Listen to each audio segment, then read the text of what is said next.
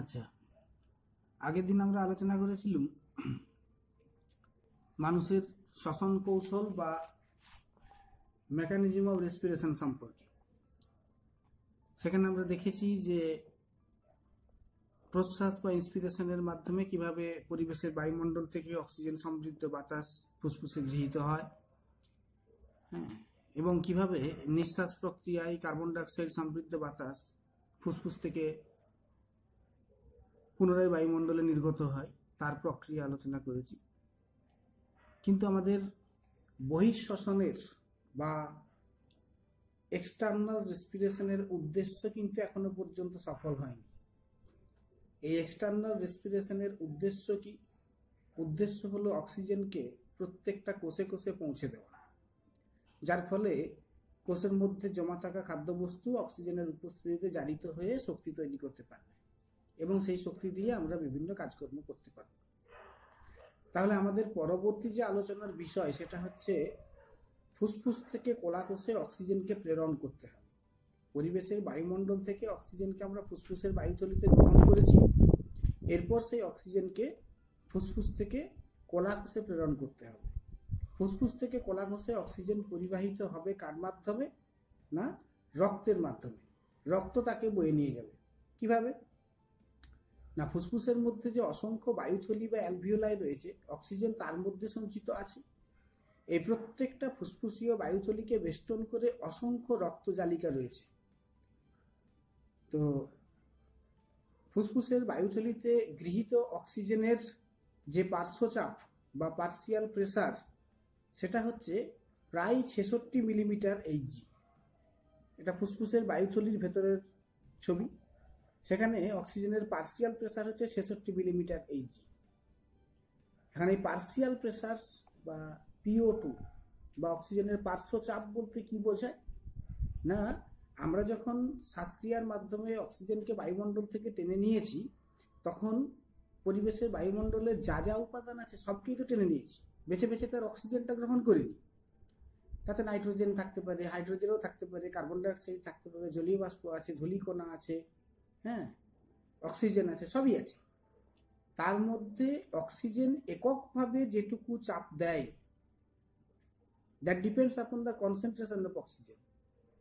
আমার শ্বাসবায়ুতে অক্সিজেন কতটা পরিমাণে উপস্থিত, তার উপরে, কত গাঢ়ত্বে উপস্থিত তার উপরে নির্ভর করে আছে অক্সিজেনের পার্শ্বচাপ কত হবে।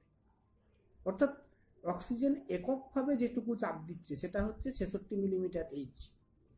অন্যদিকে এমত অবস্থায় বায়ুথলির প্রাচীর সংলগ্ন যে রক্তজালিকাগুলো আছে বা যে ক্যাপিলারিগুলো আছে, তাতে অক্সিজেনের পার্শ্বচাপ থাকে প্রায় 60 mmHg। এখন এই দুটো জায়গার মধ্যে অক্সিজেনের একটা চাপ পার্থক্য আছে, দেখো, প্রায় 6 মিলিমিটার এইচজি চাপ পার্থক্য আছে।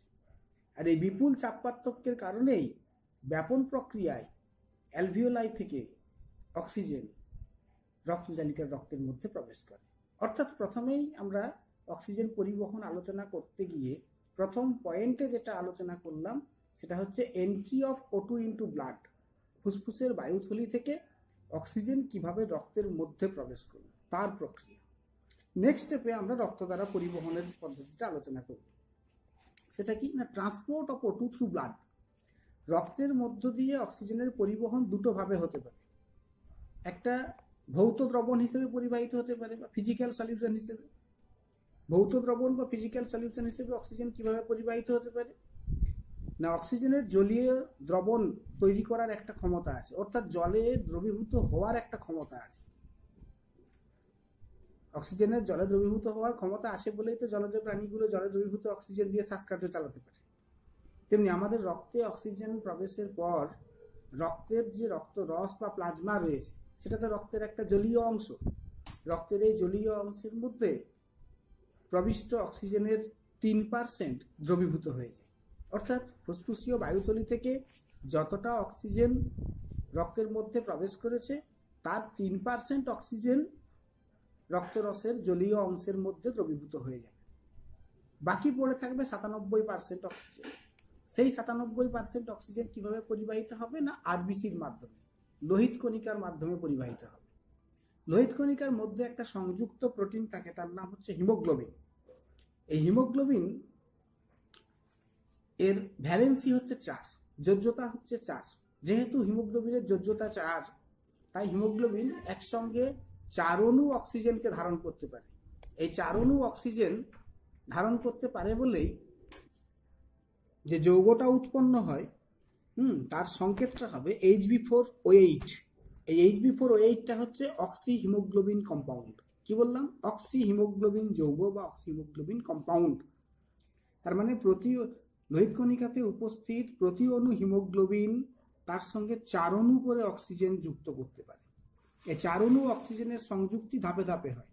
প্রথমে হিমোগ্লোবিন বা Hb4 এর সঙ্গে এক অণু অক্সিজেন যুক্ত হবে, দিয়ে Hb4O2, তার সাথে আবার এক অণু যুক্ত হলে Hb4O4, আবার এক অণু তার সাথে যুক্ত হলে Hb4O6, তারপর আবার এক অণু তার সাথে যুক্ত হলে Hb4O8। ফাইনালি Hb4O8টা হচ্ছে তোমার অক্সি হিমোগ্লোবিন যৌগ বা অক্সি হিমোগ্লোবিন কম্পাউন্ড। এইভাবে রক্তে প্রবেশের পর অক্সিজেন ভৌত দ্রবণ হিসেবে অক্সিজেনের 3% জলদ্রবীভূত অক্সিজেন হিসেবে এবং বাকি 97% অক্সিজেন লোহিত কণিকা থেকে হিমোগ্লোবিনের সঙ্গে যুক্ত হয়ে অক্সি হিমোগ্লোবিন যৌগ উৎপাদনের মাধ্যমে পরিবাহিত হয়। এখন পরিবাহিত হলেই হবে না, তাকে কোষে প্রবেশ করতে হবে। তাহলে লাস্ট স্টেপ হচ্ছে entry of O2 into cell, কোষের মধ্যে অক্সিজেনের প্রবেশ। সেটা কিভাবে সম্ভব? এই Hb4O8 বা অক্সি হিমোগ্লোবিন কম্পাউন্ডটা কলা কোষের কাছাকাছি গিয়ে পৌঁছালে সেখানে এই Hb4O8 বা অক্সি হিমোগ্লোবিন যৌগটাকে ভাঙতে হবে। ভেঙে আবার হিমোগ্লোবিনটা আলাদা হয়ে যাবে, অক্সিজেনটা আলাদা হতে হবে প্রথম ধাপে, না হলে তো অক্সিজেনটা প্রবেশ করতে পারবে না। তো এই Hb4O8 বা অক্সি হিমোগ্লোবিন যৌগটা ভেঙে যাওয়ার যে প্রক্রিয়াটা কলা কোষের কাছে এসে, তাকে বলা হয় অক্সিজেন বিয়োজন বা O2 ডিসোসিয়েশন। এই O2 ডিসোসিয়েশন বা অক্সিজেন বিয়োজনটা বা কতগুলো ফ্যাক্টরের উপরে ডিপেন্ড করে, কতগুলো বিষয়ের উপরে নির্ভর করে থাকে। যেমন রক্তে কার্বন ডাইঅক্সাইডের গাঢ়ত্ব, হাইড্রোজেন আয়নের গাঢ়ত্ব এর উপর নির্ভর করে থাকে। তো সজীব কোষের কাছাকাছি এসে পৌঁছেছে। সজীব কোষ মানে কি? তাতে সবসময় কিছু না কিছু শ্বসন প্রক্রিয়া চলছে, তার মানে কিছু না কিছু কার্বন ডাইঅক্সাইড তৈরি হচ্ছে। সেই কার্বন ডাইঅক্সাইড ব্যাপন প্রক্রিয়ায় রক্তের মধ্যে নির্গত হচ্ছে। মনে রাখতে হবে, হিমোগ্লোবিনের অক্সিজেনের প্রতি একটা আসক্তি আছে বলেই কিন্তু হিমোগ্লোবিন অক্সিজেনের সঙ্গে যুক্ত হতে পারে, দিয়ে অক্সি হিমোগ্লোবিন যৌগ তৈরি করতে পারে। হিমোগ্লোবিনের অক্সিজেনের প্রতি যেমন আসক্তি আছে, তেমনি কার্বন ডাইঅক্সাইড এবং হাইড্রোজেন আয়নের প্রতিও আসক্তি আছে। তবে হিমোগ্লোবিন অক্সিজেনকে যতটা ভালোবাসে, তার চেয়ে অনেক অনেক বেশি ভালোবাসে কার্বন ডাইঅক্সাইড এবং হাইড্রোজেন আয়নকে।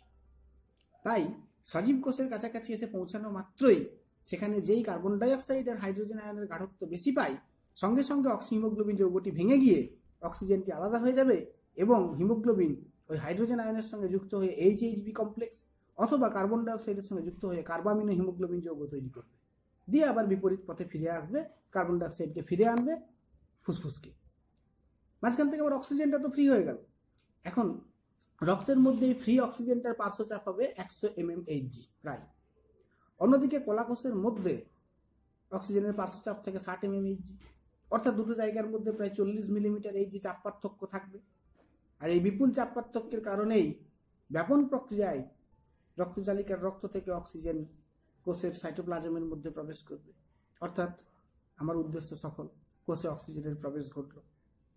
তাহলে আমরা শিখলাম কি, জানলাম কি না, প্রশ্বাস প্রক্রিয়ায় যেহেতু অক্সিজেন কিভাবে ফুসফুস থেকে প্রথম ধাপে রক্তের মধ্যে প্রবেশ করে, তারপর তা রক্ত দ্বারা কিভাবে পরিবাহিত হয় এবং ফাইনালি রক্ত থেকে কলাকোষের মধ্যে কিভাবে প্রবেশ করে, অর্থাৎ অক্সিজেন পরিবহন পদ্ধতি সম্পর্কে আজকের ভিডিওতে আমরা আলোচনা করলাম।